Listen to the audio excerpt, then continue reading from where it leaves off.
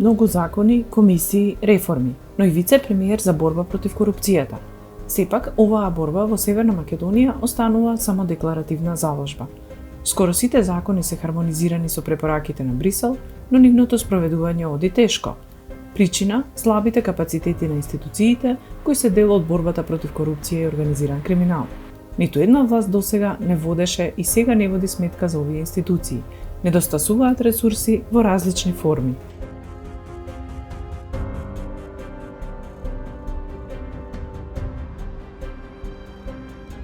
Јавното обвинителство е најзначајната институција во синџирот на институции за борба против корупцијата. Тие се воедно и најжални. Кои се капацитетите на обвинителството? За жал, капацитетите се поразувачки. За да обвинителот паралелно со обезбедувањето на доказите за кривичната одговорност на сторителот обезбедува и докази за противправната имотна корист, треба да има тим околу себе. Но тие се жалат на своите капацитети. Од потребните 220 јавни обвинители според систематизацијата на оваа институција, во неа има само 170. Една третина од обвинителите не достигаат. Покрај обвинители, недостига и помошен персонал со полициски овластувања во истражните центри. Планирани се да се отворат уште пред 10 години, но досега само на хартија. Истражители имаме со почеток од оваа година, но тоа е зачеток на истражителите. Значи, до 7 години немавме ни еден истражител. Бројот е минимален. Од друга страна, овие истражители или така наречен истражен центар нема никакви капацитети, нити опременост, да речеме хардвер, сервер за следење на определени состави на криминалот. Тривијален проблем, но е битен, немаат возило истражителите по наредба на обвинителот да одат веднаш да обезбедат доказ. Значи, зборам за основното јавно обвинителство Скопје со кое што раководам. Значи, едно е возилото со кое што службениците ја носат поштата обвиненијата до судот, ги носат наредбите до МВР. Едно е тоа возило, ако треба, и истражителите да обезбедат некој доказ. А станува збор за големо обвинителство. Значи, се поклопуваат обврските, а услови нема. Аларми за лошите состојби во главната институција за борбата против корупцијата стигнуваат од секаде. Согласно на извршената ревизија која што значи институционални капацитети на јавното обвинителство во нашата држава, констатиравме дека во суштина има потреба за зголемување и на финансиски средства, и на човечките ресурси, и на материјалните средства за да може јавното обвинителство да даде соодветен резултат, односно да го испорача очекуваниот резултат. Покрај обвинителите, земјава се соочува и со недостаток на судии. Според податоците на Министерството за правда, недостигаат околу 150 судии. И од Државната комисија за спречување на корупцијата се жалат дека функционираат на рабна екзистенција. Таму, по систематизација, имаат 60 работни места, а вработени се само 24 луѓе. Од првиот момент се соочуваме со недостиг на ресурси. Човечки, технички, просторни. Оваа година веќе добар е почетокот за нас, бидејќи имаме најава и одобрение да се преселиме во нови простории. Чекаме владата да донесе одлука. Тоа е втората половина на зградата што СОЗР ја користи за своји потреби. Просторот е овој што го гледате, овде ги одржуваме седниците со присуство на медиуми, значи услови нема никакви. Новите простории се поголеми, некаде 2 спрата, околу 1200-300 квадрати се во прашање. Во Државниот завод за ревизија, според потребите на оваа институција, треба да има 168 вработени. Таа нема ниту 100. Од планирани 149 ревизори, имаат само 90. Во овој момент бројот на вработени е утврен на 168, ние имаме сега 100, меѓутоа велам, во споредба со она што значи во преходната година имаме постепено зголемување, кое што во суштина се базира на потребите на Државниот завод за ревизија. Слична е и состојбата во Агенцијата за управување со одземен имот. Таму недостасуваат минимални услови за работа. Покрај луѓе што фалат во агенцијата, фали магазински простор и измена на некој закон, да речеме. Моментално просториите во кои што сега се наоѓа агенцијата не се доволно. Значи, сепак треба да имаме простори, доколку би имале доволно број на простори, сигурно би функционирале многу подобро. Па сега некаде имаме околу 200 квадрати, меѓутоа за добра функционалност на институцијата најмалку требаат 500. А кога нема ресурси, борбата против корупцијата станува скоро невозможна мисија.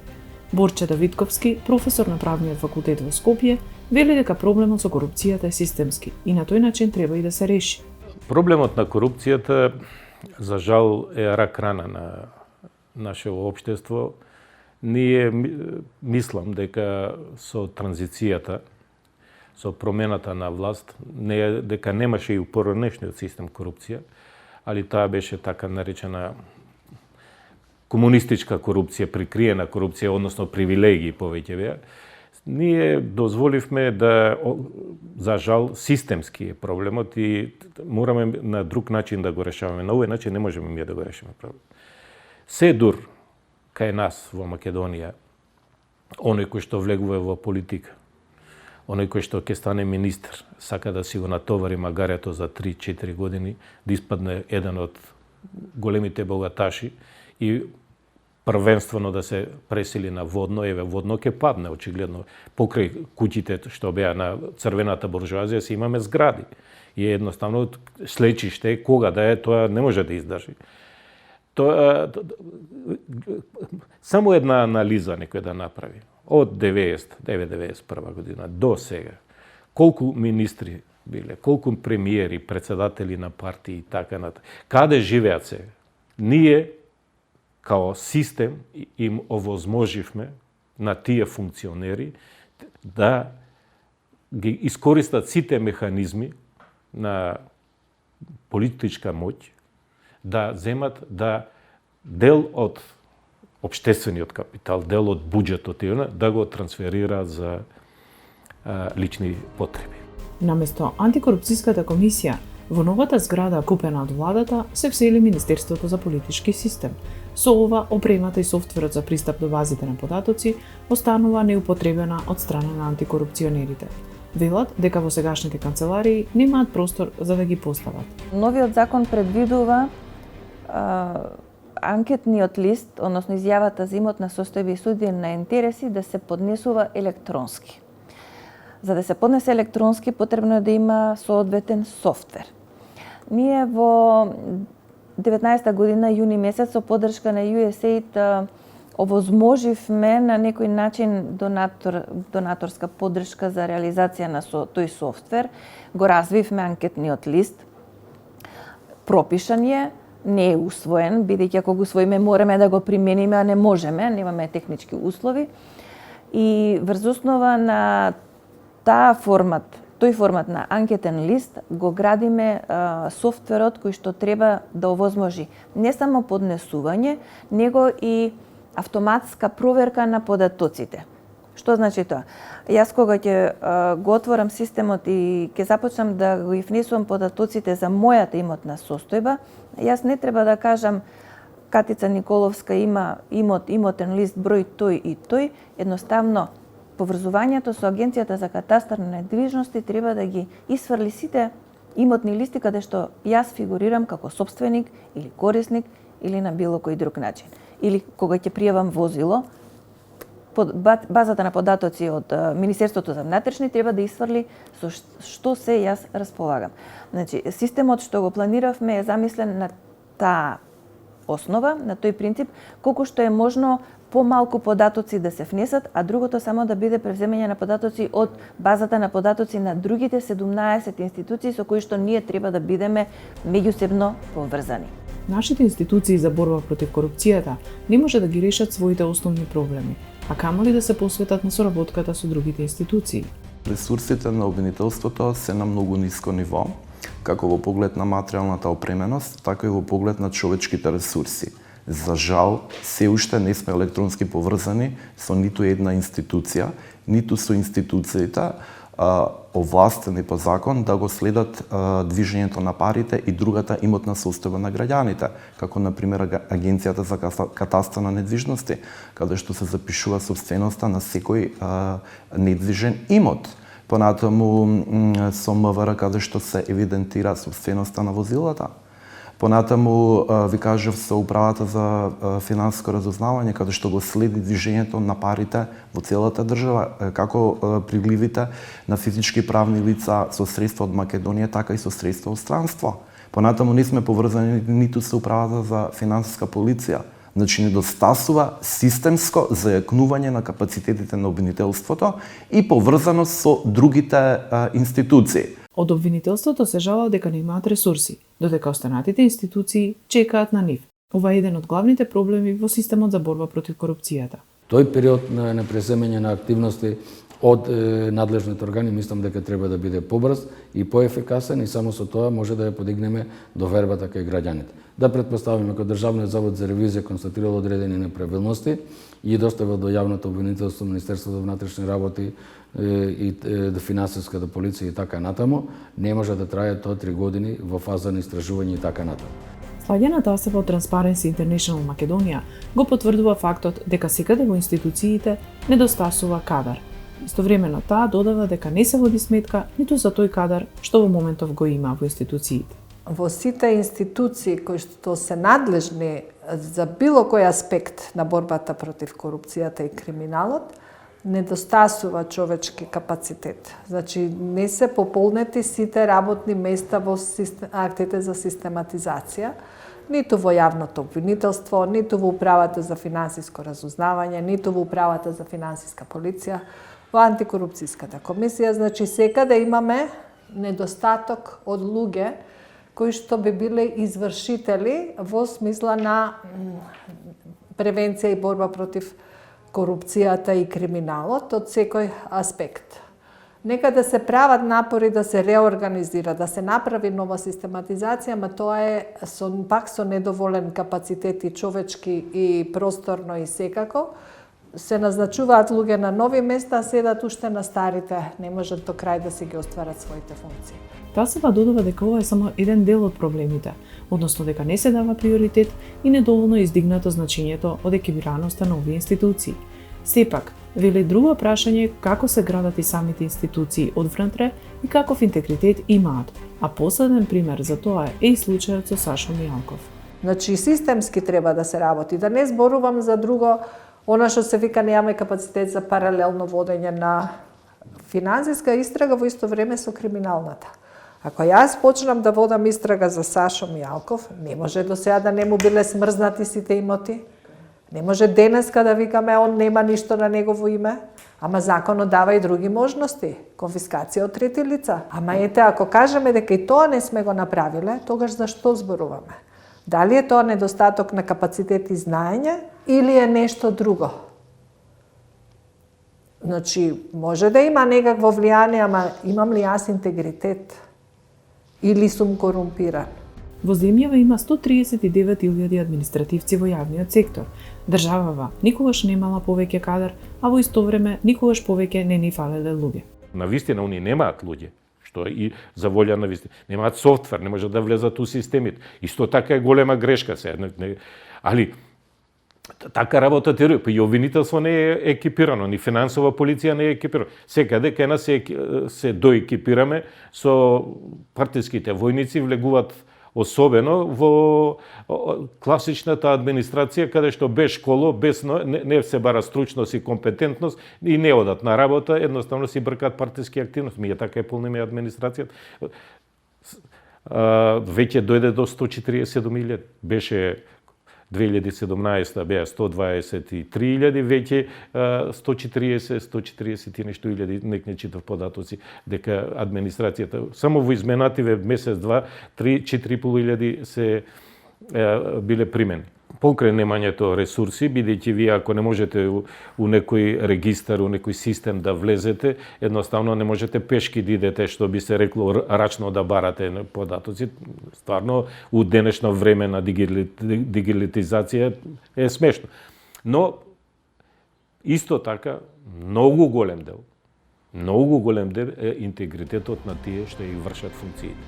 Ресурсите се најважен предуслов за борба против корупцијата, но не се и единствен. Ако имате човечки ресурси, ако нема интегритет, тогаш не сте направиле ништо. Но и ако имате интегритет, а немате доволно човечки ресурси, повторно имате проблеми. Така да во суштина справувањето со корупцијата и превенцијата во суштина бара доволно човечки ресурси кои што имаат соодветен интегритет и кои што ќе бидат посветени да одработат во името на државата, да не го гледат личниот интерес, него да го представат во своето постапување интересот на државата. Само во услови кои ќе имаме доволно број квалитетни човечки ресурси со соодветен интегритет, во тој момент може да зборуваме дека сме преземале соодветни предуслови за превенција и борба против корупцијата. Само едуциран, компетентен, вработен во јавниот сектор и со соодветен интегритет ќе има капацитети да има способности да биде отпорен на корупцијата. Вице-премиерот задолжен за борба против корупцијата и криминалот, Љупчо Николовски, и самиот ја потврдува состојбата со недостиг на кадар. Недозволиво е, вели тој, клучни институции да се соочуваат со недостиг од луѓе. Јавното обвинителство за кое што збориме дека треба да го дигитализираме целосно. Ама јавното обвинителство во Скопје, во државното јавно обвинителство има само еден IT инженер.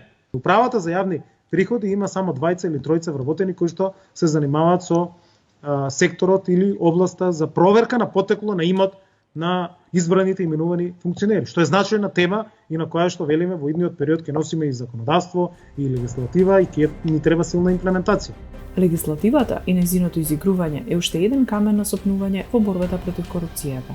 Законите своевремено се менувани, дополнувани, безброј пати преиначувани во насока на овозможување погодности за групи, поединци и така натаму. Значи, кога во самиот закон е наместена можност за влијание, интервенции, за коруптивни активности, без при тоа да биде предвидена можност за санкционирање, тоа е системска корупција. И тука не можете да се борите, затоа што се е по закон.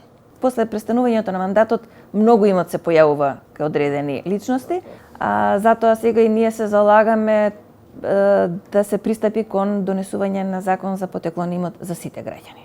Значи, не само за избрани, именувани лица, него за сите граѓани, па да видиме дали некоја тетка имала основ да препише на внукот поранешен функционер стан од 300-200 квадрата или било што. Покрај законите, власта треба да покаже и поголема волја и поголема одговорност и отчетност при своето владење. Тоа е најтрагично, никој не одговара. Никој не одговара во нашава држава. А тоа е класична злоупотреба на право. Пазете, ја као право на пратеник или како ова што го никој да не одговара. Ради коалициониве односи што се, имаме ми една група сегменти на министри кои што он вика ја не одговарам на премиерот, не одговарам на собрание, ја на политичкиот лидер у Маларичица одговара. Едноставно вие го еродирате системот. Политичка одговорност, министер одговара тројно. Секој функционер одговара за собствената работа, одговара за тоа што носел одлука во влада, ко колективно тело, и одговара за состојбата во својот ресор. Така објективна политичка одговорност. Филипче не е крив што нема вакцини, но нема вакцини. Автоматски треба некој да сноси одговорност. Ефектите ги нема. Еви и ДКСК прави он. Нема ефекти. Зошто? Затоа што они многу тешко можат ова што го пред малку зборував. Системот тој систем ние мора да го смениме. Ако не го смениме системот, едноставно, ако немаме отчетност, ако немаме одговорност на носителите, ни ДКСК, ни вице-премиерот, ни обвинителство, ни Свети Господ не може да ни помогне.